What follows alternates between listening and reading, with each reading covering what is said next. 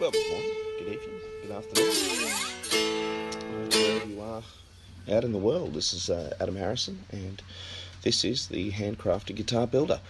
Today I'm going to be talking with Tom's Flippin' Guitars, otherwise known as Guitarman. Just got him beeping there on hold at the moment. Just before I start the interview, I suppose, just wanted to thank everybody who's been continuing to listen and joining the group and signing up for the podcasts. Very big thanks. It's been a bit of a transition for me, and even today it's a little bit of a metaphor because I'm sitting here in the only free place I've got in the house to do the podcast, and weather has decided to throw a thunderstorm at me.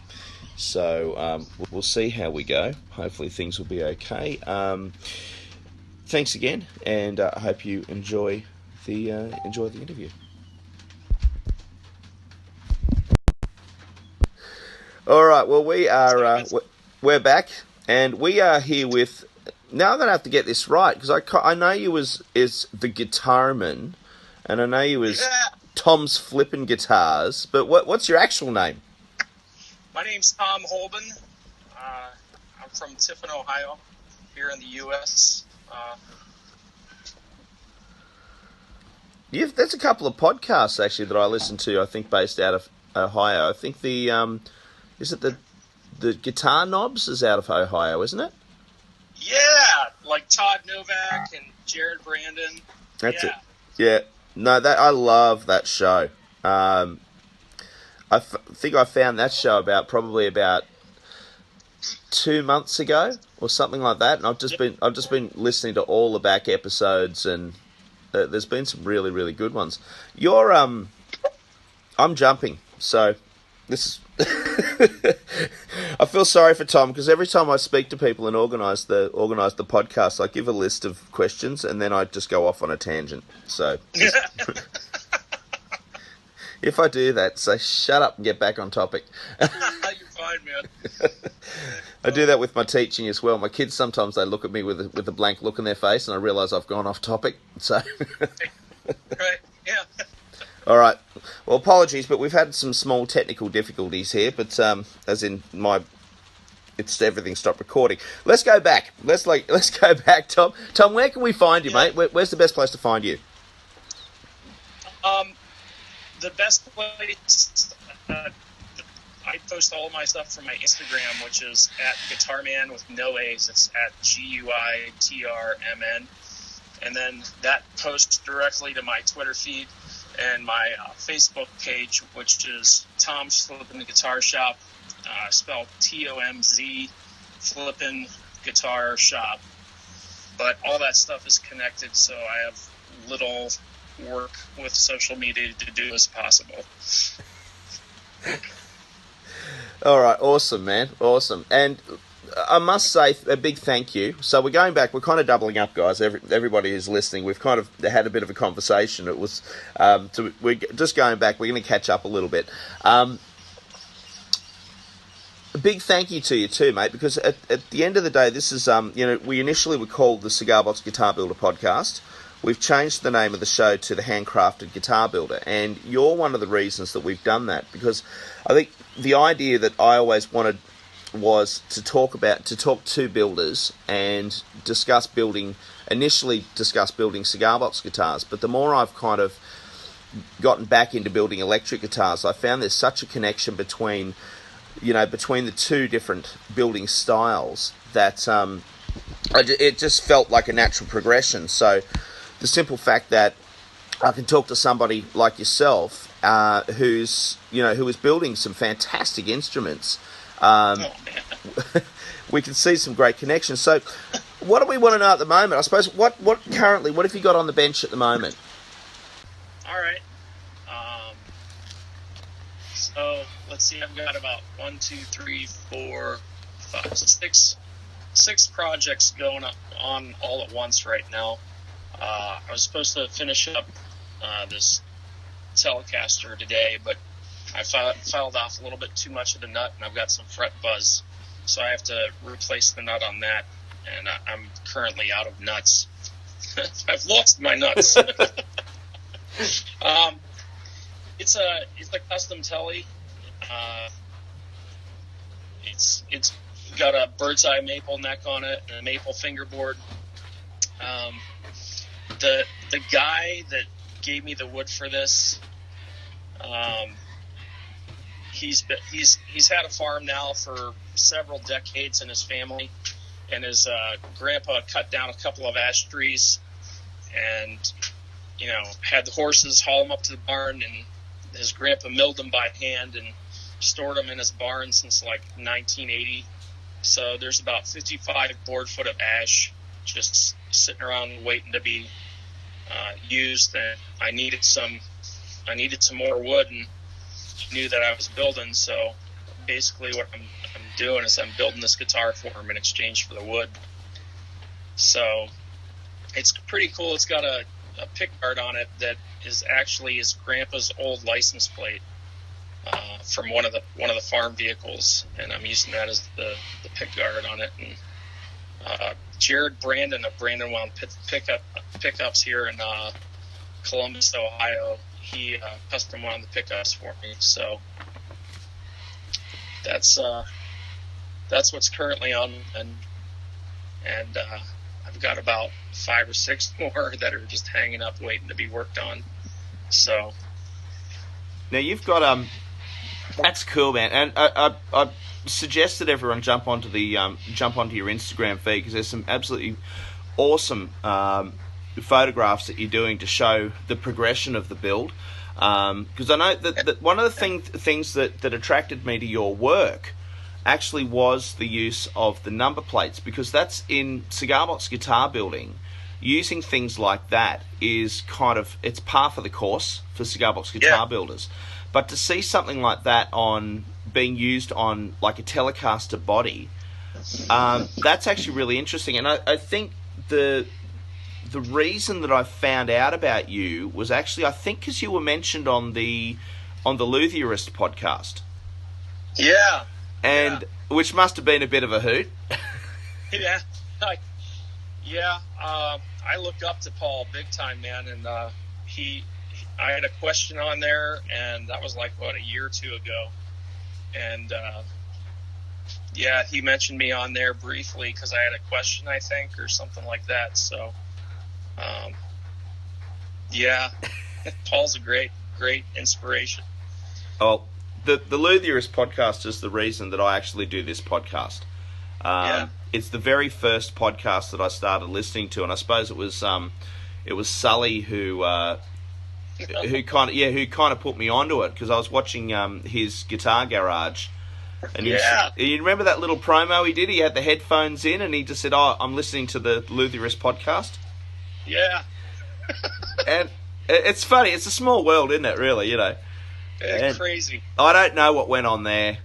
It's just it's a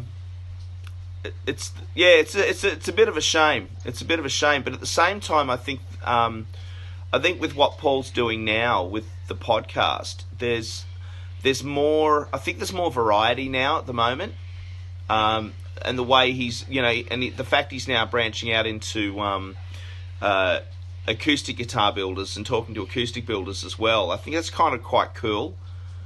Yeah, Paul. I think Paul just had to move up to Portland, I think, or Oregon, right? Yeah, I think he went up to Veritas Guitars, right? And he just popped a tweet out about a few days ago saying he was actually leaving there. I really hope he's able to get back into building his guitars again. Sorry, this this has become the Luthierist podcast version 7. So Yeah. the Australian version. Yeah. I don't know. I'm just such a big fan, Yeah. and I'm Yeah. just a fan of all the shows, and the Guitar Knobs is another one, and that's where Branded Wound Pickups comes into it, because I've been looking them up, and it's amazing the amount of I suppose the amount of things you can find through through using podcasts and stuff like that. And how have you found his pickups, the Branded Wound pickups?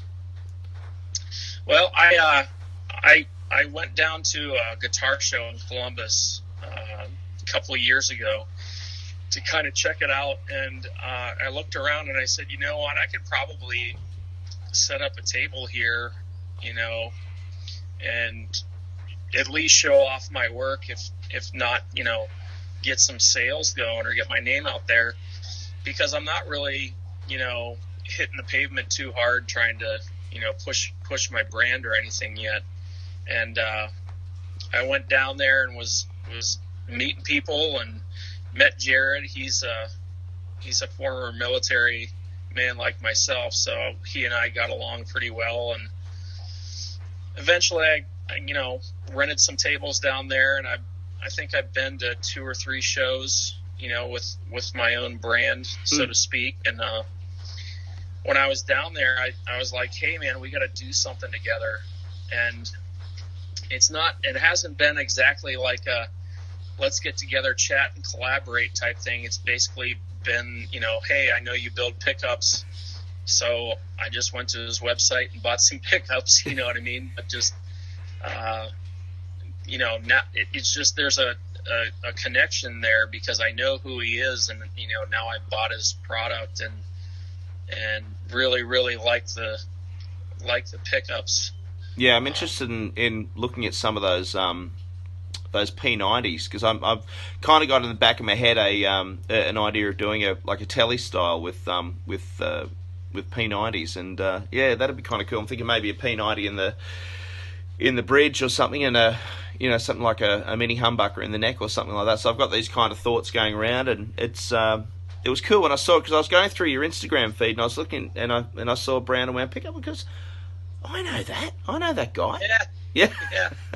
I've got a well, it's kind of like a telly, but instead of being like having that upper bout cut and formed, it looks more like a cross between a telly and an LP Junior. Yeah, that's beautiful. That's what I call my T-bone, nickname a buddy of mine gave me. But I have a T-bone right now that is routed out for 2 P90s. So I'm gonna put a half bridge in that and set the rest up like a telly. Yeah. But, it's walnut that I got from. It was donated farm wood to our school, and our school didn't want it, so I took it off their hands. Yep. Because it looked all like splintered up and it looked bad, nasty. But once you squared it up and everything, it's this gorgeous walnut. Mm. And I can see it. That's the one on the blue and white striped towel on the Instagram feed. It might be. That blue and white towel is probably out there a lot. There's 2 next to each other. I think one's got a walnut neck. Oh yeah. I know exactly the shot you're talking about. Yeah. It's I wanted to try to do some binding, and I had some scrap on that leftover ash, and I just cut up some ribbons from that and tried binding, and now it's bound with natural wood. So it came out okay. You can see some seams, you know what I mean? But it's a start. It's not like. Do you know what? Here's the funny thing, though, man. I mean, see, to me, and this maybe is because I come from a cigar box guitar building background. I've been doing that for about 3 years, 3 or so years now, nearly 4 years. See, I like that. Yeah. To me, it's very organic, and I tend to steer away from instruments which kind of have that pristine gloss, and that and that very robotic. I don't know. The word maybe is robotic look about it. Whereas this to me shows the maker's mark. This to me shows, I'm not going to worry. I'm going to throw this guitar over my head. I'm going to I'm going to play this. I'm going to thrash this guitar, and I'm actually just going to enjoy it. And I'm not going to worry when I put it down. I'm going to take care of it. But I can imagine, I'm looking at that wood now, and I can see that, and because I want to get on to finishing in a little bit, because I didn't write that down. I will ask you about your finishing. Do you machine your timber yourself? Yeah, I between hand planes and table saws, I pretty much mill it down and square it up myself, and then my router, man, I use my router more than anything to shape bodies. I have templates that I use, and everything's done by hand. Mm. Do you do your own? I mean, I guess I use power tools, but I don't have any sort of computerized shaping. They call it CNC, I guess. Yeah. So the thing for me is that I look at when someone says I use a CNC machine to cut my necks out or cut my bodies out. That doesn't bother me. That doesn't bother me in the slightest, because I'm not one of those people personally. I don't look at CNC machines as the devil. You know what I mean? To me, it's another tool, but it's a tool that helps in that kind of, I suppose, that essence of mass production. Because big time. Yeah, and I think once you get to a particular size as a guitar company, when you're building, I think as soon as you start building and you're upwards of 100 guitars a year, or getting up there, or even 50 or 60 guitars a year, I think it's almost impossible to do unless you have a CNC. But the thing is, you still need to finish it by hand. It's just the cutout, It's an extension. It's just an extension to me of a router and a router table. It's just taking it to the next step, because you'll get purists who say, well, no, I only use hand tools to cut out my bodies and things like that. And I'm not saying this in a negative way. For example, Shaw guitars, what's it, Nikolai? I think it's Nikolai from Shaw Guitars, who I'm such a huge fan of. I think he's based in Germany. He's got another podcast, In the Making, another podcast called In the Making, which is, have you heard that one? No, I haven't. I'll check it out. Yeah, it's really good. It's a bit artsy. It's him and Millimetric, the guy from Millimetric Guitars up in Canada. Yeah. It's those two guys, and Nikolai just does the most beautiful guitars, the Owl, and they're really kind of they're quite eccentric in their own way. But he hand does everything. Like he hand cuts the timber. And the amount of work, it takes him months and months and months and months and months. Man, I'm not patient enough. Yeah. Well, I'm not rich enough, so that's why I do everything with a router and a table saw. Yeah. Absolutely. But it doesn't hurt you, mate. I'm telling you, because if I'm looking, your setup, your workshop itself, is that enclosed? Yeah, it's my basement in my house. So I can see the brick walls, concrete floors or dirt floors. Concrete floors. Yeah, it's a house that was built in 1900, so it's a partial basement. Yep. And they used to have a big old coal bin where the furnace would burn the coal, and so there's not a lot of space, man. Yeah. I've never measured it, but it's not real big, but it's enough for what I want to use it for. Well, you one up on me, mate, because I've got a hole under the house. I'm sitting under the house at the moment, and I've got the joists above me. It's high though, I'm talking to a bloke at the moment, a good friend I know, and we're talking about completing the concreting, because half of it's concreted, the other half's dirt. So basically, everything has to fit onto the concrete so I can sweep it up because I don't want to bring termites in and things like that. Mind you, we're up on steel stilts, so it's okay. We're not going to get termites up the steel stilts. But it's a nice setup when you're able to, when you've got that, and it looks good, man. Thanks. It's and you were just saying you've got a coal. What's that? The coal chute or the coal? Yeah, the coal bin. It's not here anymore, but the whole basement is built like there's this island in the middle where they would, shovel the coal in so that when the furnace would burn in the winter, they could just come down and chuck a bunch of coal in the furnace. Yeah, so they would store that. They would store that down here. Yeah, so that's something we don't get in Australia. We don't have anything like that. It never gets cold enough. It's colder than anything right now, man, because we just had about 6 inches of snow. Oh. Which is kind of a bum deal because, like, right when you're ready to finish a guitar, you have to wait for the weather to turn because unless you have a proper setup down here, which I don't, I got to do that outside in the summertime, so...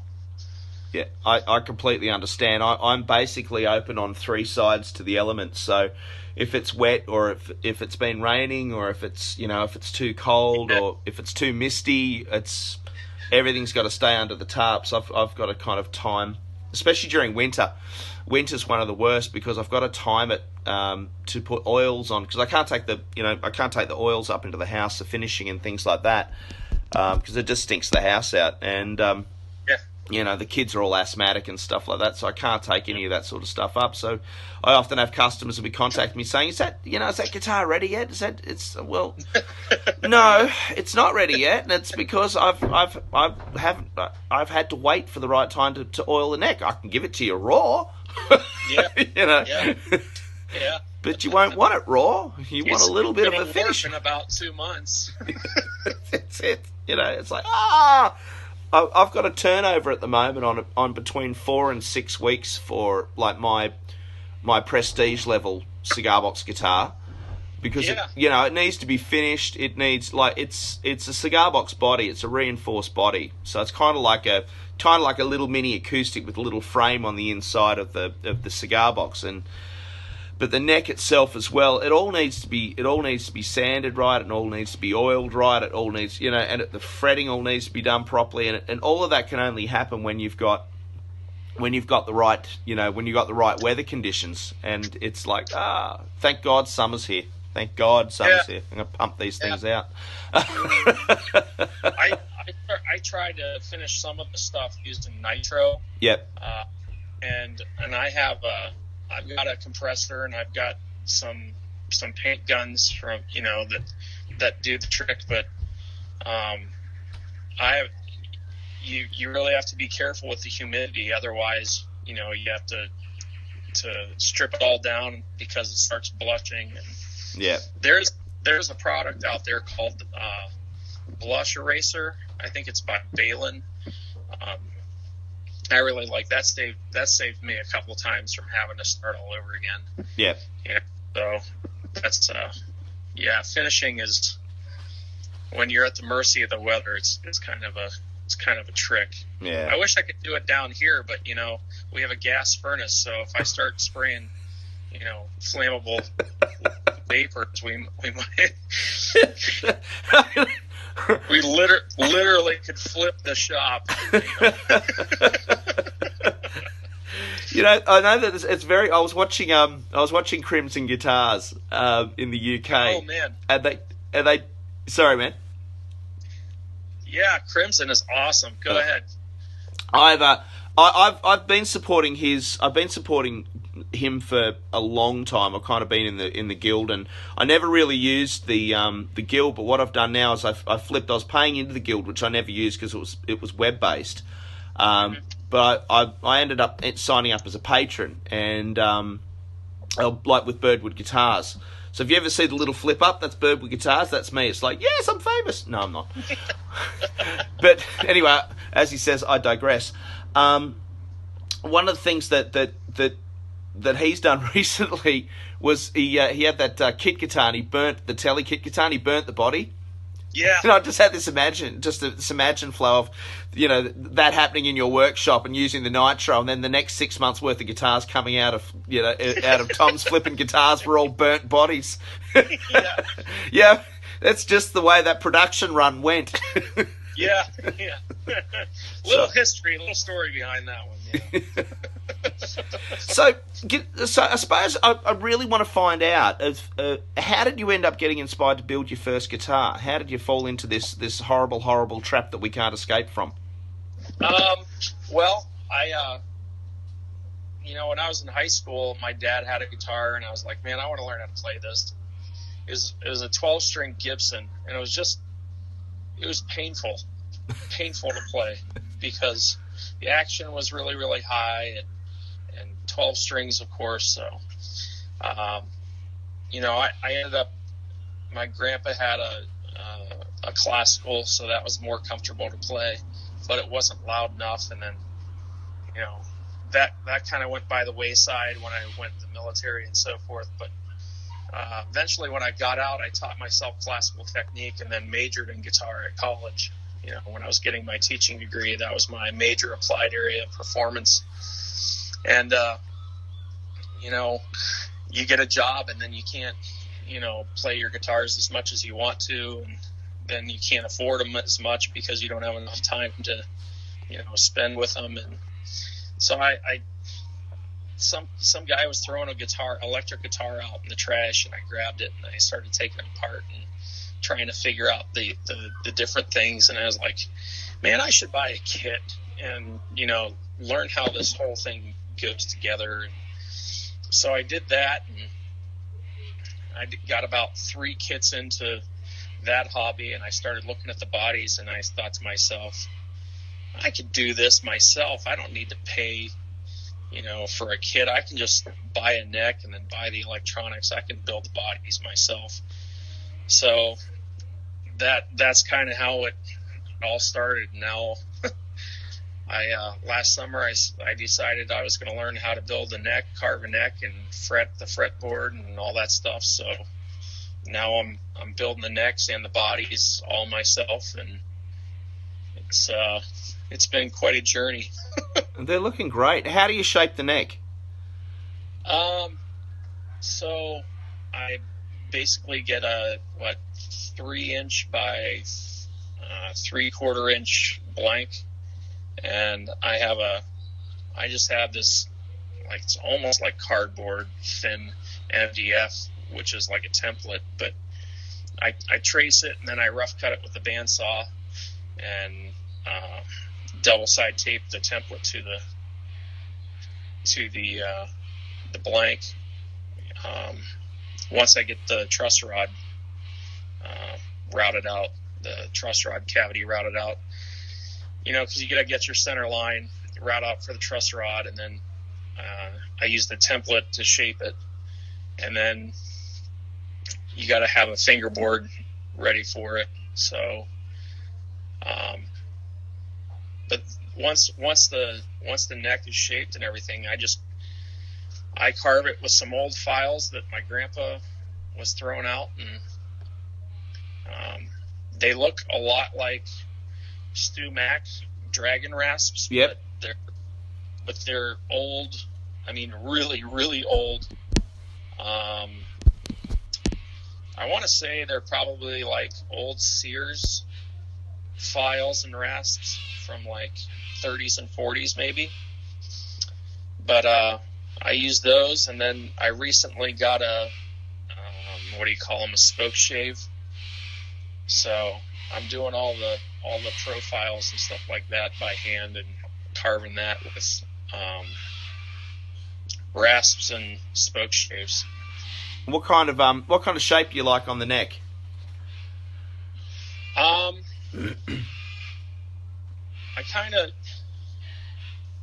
It's weird. I want to say it's a C.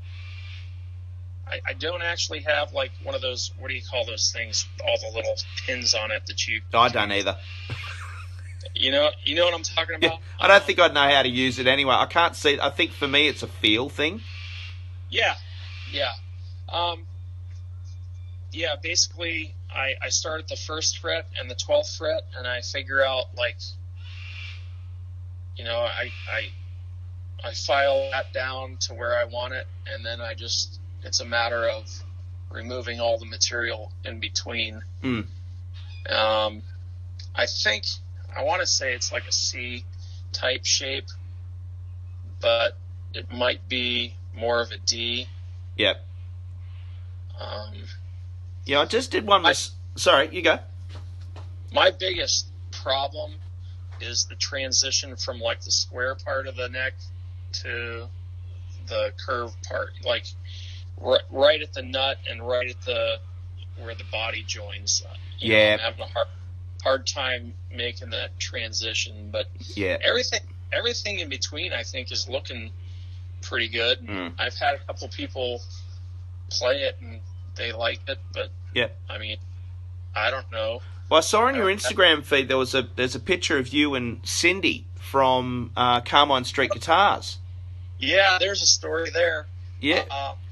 I'm a band director for a school in Findlay, Ohio, Liberty Benton, and we take the choir and the band kids on, like, a short trip every 2 years.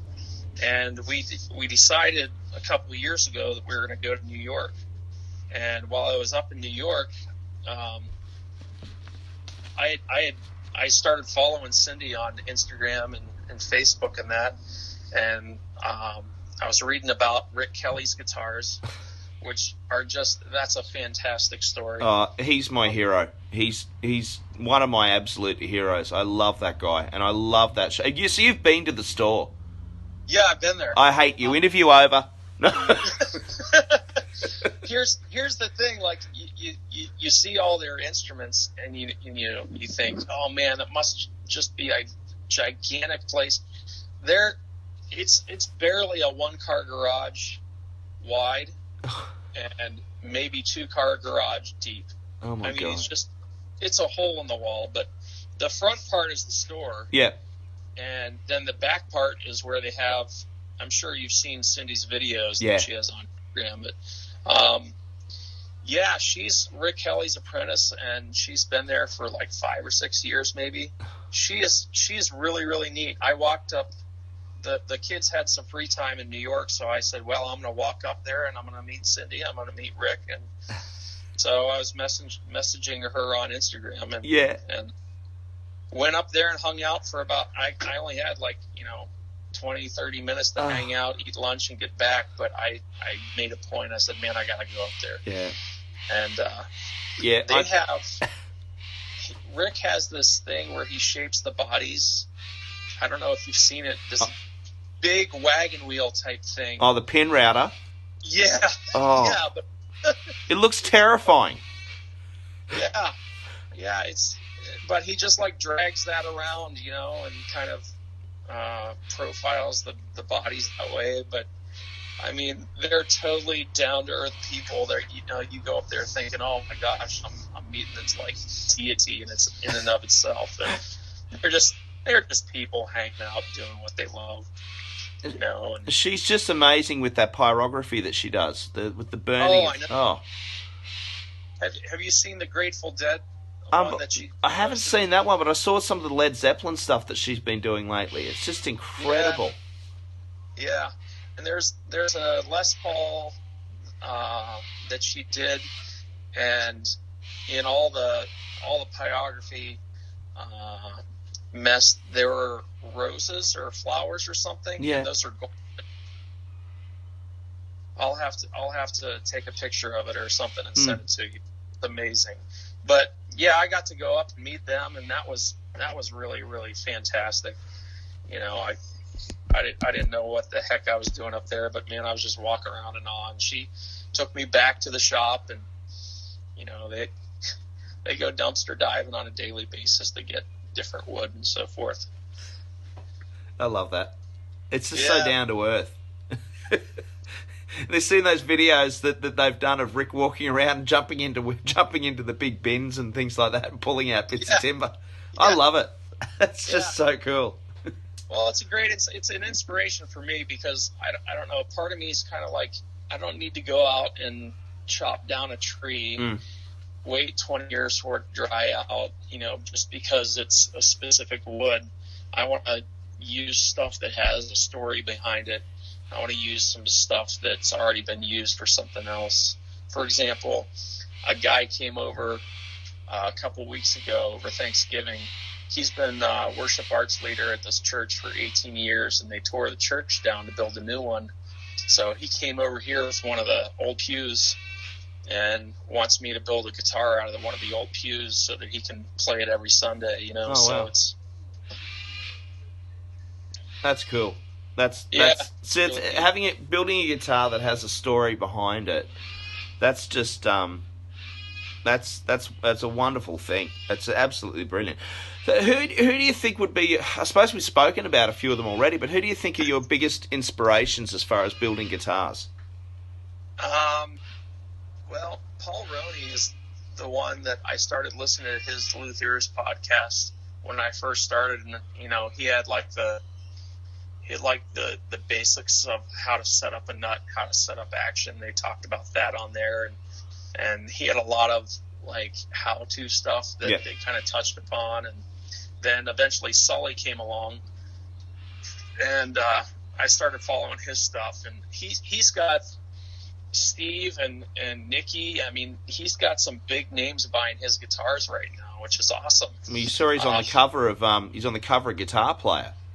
Yeah, I saw that. The guitar, not him, but the guitars on the cover. That's just incredible. And then I think there may be there's one of our reality shows over here. It's can't remember what it's called, Fast and Loud or something like. It's a car show, but they had a concert down there with Buck Cherry and the guy that bought Sully's guitar, but that it might actually be on TV pretty soon here. Oh, that'd be awesome. Doug Cower, Paul worked for Doug Cower for a while, or with him. Yeah. And I love Cower's stuff. They have that booth where they do UV cure, lacquer and poly stuff, and that's pretty sweet. But Doug's been probably one of my very big inspirations. I remember looking probably it might be 4 or 5 years ago. There was one of the English Guitarist magazine, and they have the 100 great guitars or something like that. And I think they had a yellow Dayliner or one of his guitars, and it was kind of that offset, slightly kind of Jag style guitar. But it had the zigzag, how he does the dot inlays on the neck look like a Z or a Z. And that's kind of one of my. I looked at that guitar and I kept going back to that guitar over and over. And now I do my dot inlays on all my upper level guitars. They're all in that Z as kind of. I started doing that and I started doing it and I went, who I've seen that before. Who did I see that before? Because I hadn't read the magazine. The magazine's sitting in a pile of magazines, and it clicked one day when I saw it when I started following him on Instagram, and I went, "Oh, that's where I've seen that from." So so he's been a big influence on me too. Definitely, I love what he does, and the Titans are cool. We were talking about Cindy and Rick, of course, and there's a guy that I met down at the Ohio Guitar Show here in Ohio. His name is Cliff Spruill. Yes. He does a lot of reclaimed wood. He has a bunch of wood pallets that he's built for his backdrop where he hangs his guitars on when he goes into shows and stuff. Yep. So he came up. He came up at one of the shows and he looked at my stuff and he was like, "Man, you got to start coming to more shows. You need to start getting this stuff out here. I love what you're doing." And that's so cool. And when you go to some of these shows, you expect these guys to be like, "Yeah, get off my cloud." You know what I mean? This is my deal. But everybody's so encouraging and open to different ideas and to help out. And there's a guy up in Port Clinton. His name is Denny Kopp. he builds cop art shops.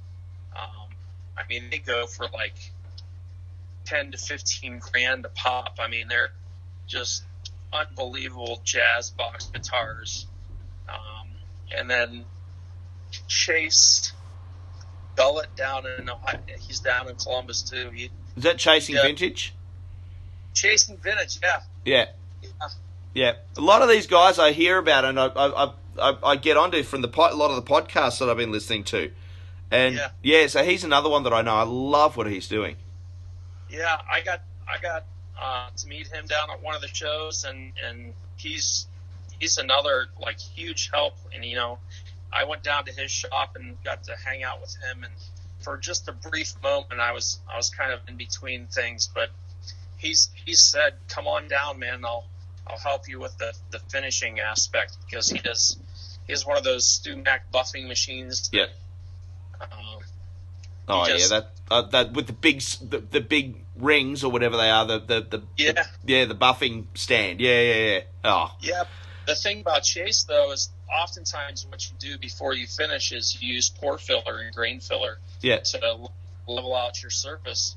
Chase doesn't do that. He puts 23 layers of lacquer on. Yeah. And he waits for that lacquer to build it all up. So I heard that just recently, and I was like, man, that's dedication. That's a lot of patience, man. I totally agree. So, all right, here's one of the big questions, I suppose. Where do you see yourself in 5 years? Probably right here. I'm not real aspirational at this point of pushing the stuff out there. I'd like to have more clients. You know what I mean? I would like to have my stuff, a lot more stuff out there. But like I said, I'm not rich. I'm not looking to, get too crazy with this. But I mean, if an opportunity like that comes along, I'd probably jump on it with both feet. So, because you're a teacher, are you high school? Yeah, middle school, elementary, middle school, and high school. Right. So, and I think that's one of the things that I found very, very difficult. It was balancing being a teacher, because I was a primary school teacher.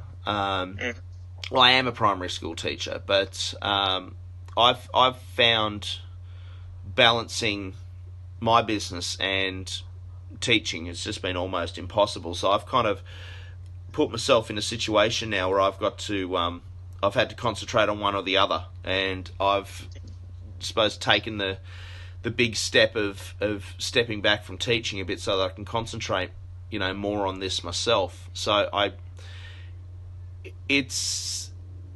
think a lot of people don't actually realise when you do these instruments, when you build these instruments, it becomes a part of your blood, and they become a part of you in a way. And I think we're at a stage with our building which is different to the big companies like for example, I think like Chapman and a lot of those companies like that, where like Fender and Gibson, where there's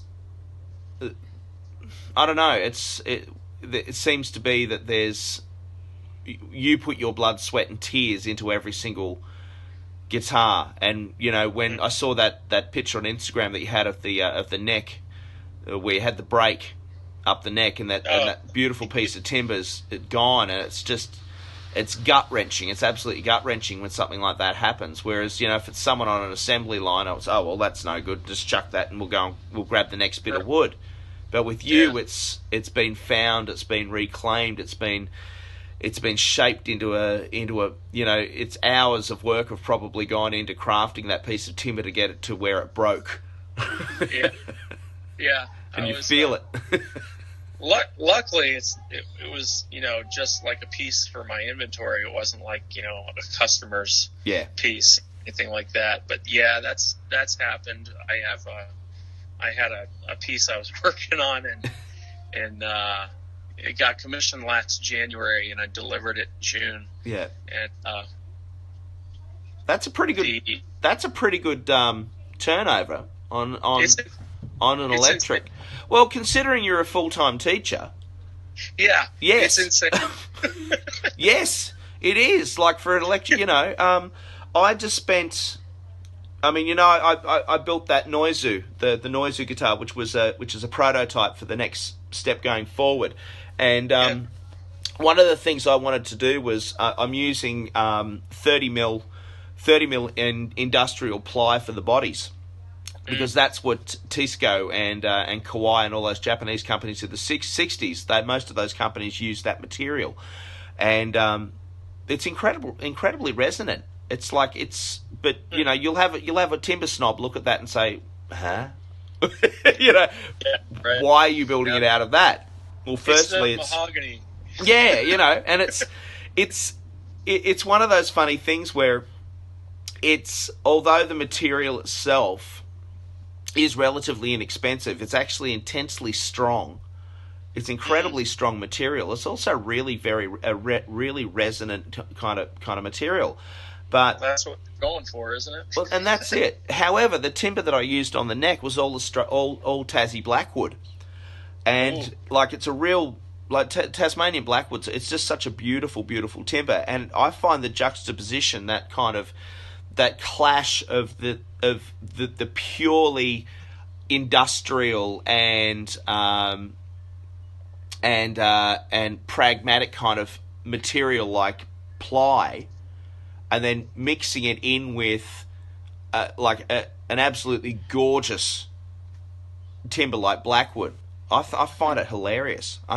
It's one of those funny things, because there was a couple of young jazz players at a festival I did recently, and they said to me, I said, "What's the timber in the neck?" They loved it. And I do a big chunky neck. This was a prototype, so I did a big chunky baseball neck for me, because I love a really big thick neck, and the kids are looking at it and they go, "Oh, what's the body made of?" And it's like, "It's ply, guys."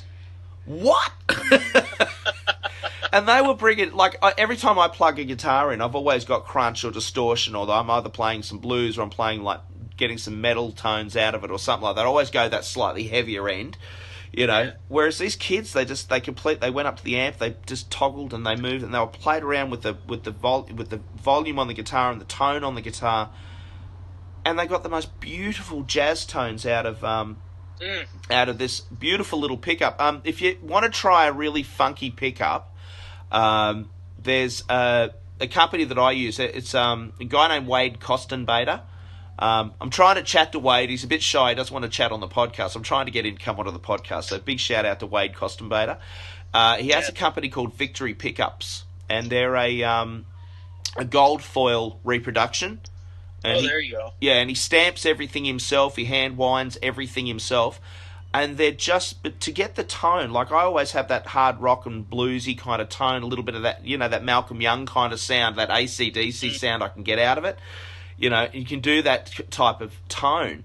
But then these kids, they played with it and played with the guitar and the volume, and they were getting the most beautiful, chimey, clean bell-like tones out of it. But even with just a little hint of overdrive, just that little, there was that, it was tangible. You could feel it. It was just one of those funny things, and I think definitely if you get a chance, give that a try. All right. Well, I've got my final two questions for you. Yeah. Because we're kind of hitting the time period now. Once again, apologies for the stuff up at the beginning. I do apologise for no worries for the issues there with the recording. I do apologise for that. All right. So here's the two questions. What's your secret weapon? Yeah. Secret weapon. I don't know if I have one, and if I did, it wouldn't be a secret if I told you. Now, remember, this podcast is about sharing ideas. I know. You gave me this question before, and I sat around and I thought about it. And the only thing that I could think of is my router. Yeah. Because that's how I shape it. That's how I get the neck shape. That's how I get the body shape. Everything after that is, sanding. Yeah. But you use the router to get your shape of your body. Use your router to route out your pickups and your neck pocket, your control plate, hole. And I mean, if I didn't have that thing, I wouldn't be worth anything. Yeah. I mean, well, that's the one. I think I think this day and age, it definitely it speeds things up. But it's only as accurate, I suppose, as your template too. Right, and the one thing, the biggest nightmare I had this year with that thing. Well, I had several, but the one from a production standpoint is I used the masking tape super glue trick. The crimson guitar guys do that all the time. So right before I started using that, I was using this double-sided duct tape that creeps if you're not careful, and it creeped just enough that the router jumped up out of this pickup route and totally tore a hole right into the neck pocket. And like you said, you put your blood, sweat, and tears into this stuff, and so I had to totally start this customer's order from scratch, and I was probably 2 months into it. So, it's gut wrenching, isn't it? Well, it was, it was terrible. But there's no bodging that up. There's no patching that, is there? Well, I tried. The great thing about that particular fix is you can put a pick guard over top of it. Yes. Yeah, but agreed. It was Dave Harms. He's a musician up in Toledo, and he commissioned it in January, and along with another gentleman. So I actually had 2 commissions that I delivered in 6 months' time this past year. But it was nuts, absolutely insane. So that's cool. That's cool. So here's the last question, and the thing is, when I ask this last question, I never prep for this last question because I like this one to be a little bit spontaneous. Mm-hmm. What's your top tip for beginners? Top tip for beginners? Yep. Well, I probably should start practicing what I preach, but don't try to nickel and dime on tools. Your tools are your life, and you need those to do a good job. Don't try to use, like for example, nut files. I bought a bunch of cheap files trying to fix a nut earlier on, and I ended up ruining I don't know how many nuts trying to get it right. And I'm finally gonna bite the bullet and spend a bunch of money on some proper nut files. And you don't try to shortcut anything. Yeah. That's my biggest. And like I said, I'm guilty of it.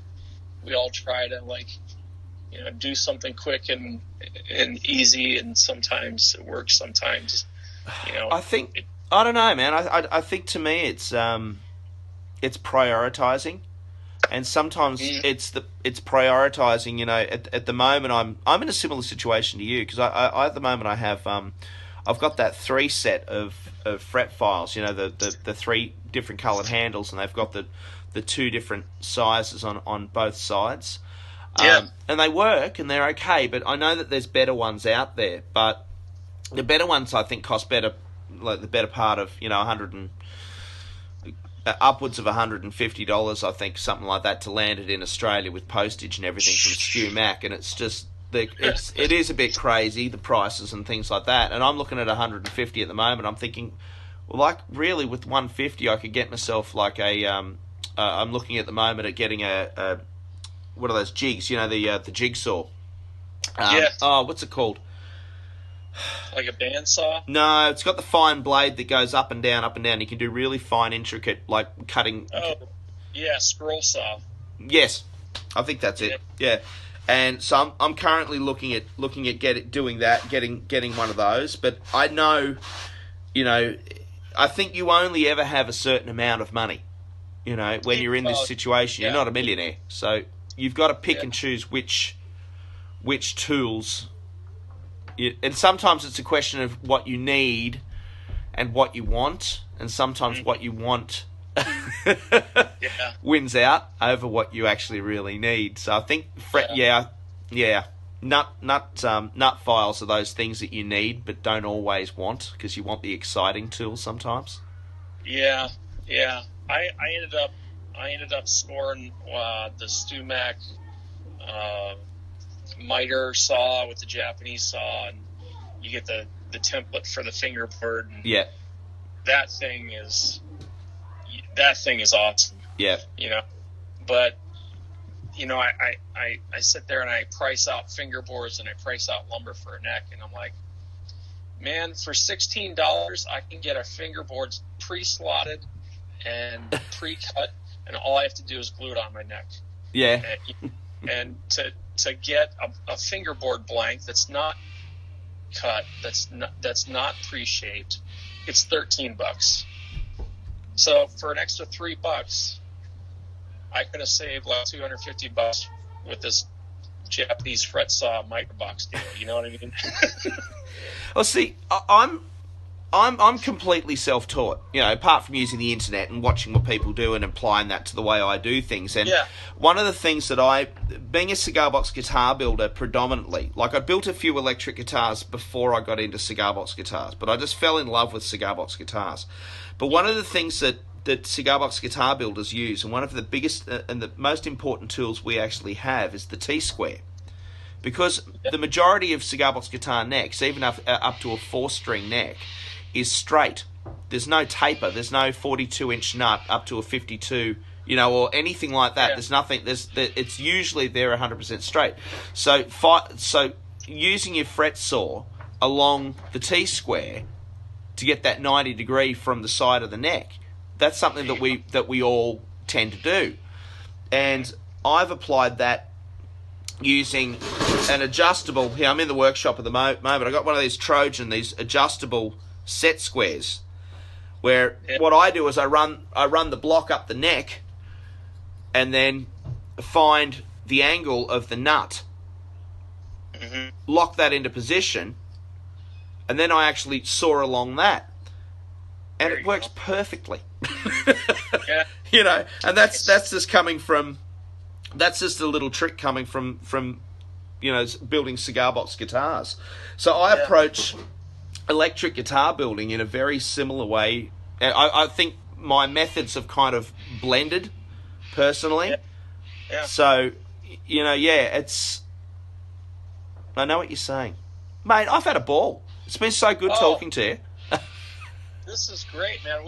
It's too bad you're not down the road. We can get together and actually do some damage. Well, mate, stay in contact, all right? Because it's the wonderful thing about technology is that it's obviously it's people all around the world are able to talk and to chat and stay in contact and do that. It's been awesome talking to you, mate. And it's funny, all of the different people that you know. So Tom Holden from Tom's Flippin' Guitars, otherwise known as Guitarman. Thank you so much, mate. It's been awesome talking to you, and thank you for joining me on the Handcrafted Guitar Builder. Well, thank you very much, Adam. I appreciate the invite, and it just blows my mind how we've connected halfway across the globe from one another. This has been a lot of fun, man.